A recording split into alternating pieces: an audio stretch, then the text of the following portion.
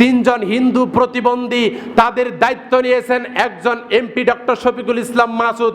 এটাই ইসলাম শিক্ষা দিয়েছে যে ইসলাম হলো মানবতার ধর্ম, ইসলাম হলো শান্তির ধর্ম, ইসলাম উগ্রতাবাদ শিক্ষা দেয় না, ইসলাম কখনো টেরোরিজম শিক্ষা দেয় না, ইসলাম জঙ্গিবাদ শিক্ষা দেয় না। তার বাস্তব প্রমাণ দেখিয়ে দিয়েছেন একজন এমপি ডক্টর শফিকুল ইসলাম মাসুদ।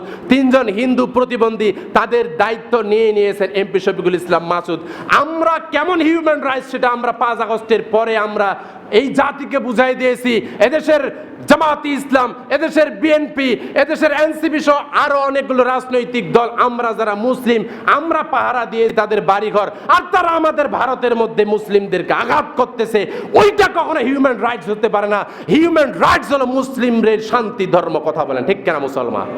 প্রিয় ভাইয়েরা, এ কথাগুলো মিডিয়া তো যাবে, আমাকে অনেকে ফোন করে, করুক, কি করে করুক, হুমকিও আসে, আসুক। কারণ আপনারা দেখেছেন সঠিক কথা বললেই ঝামেলা।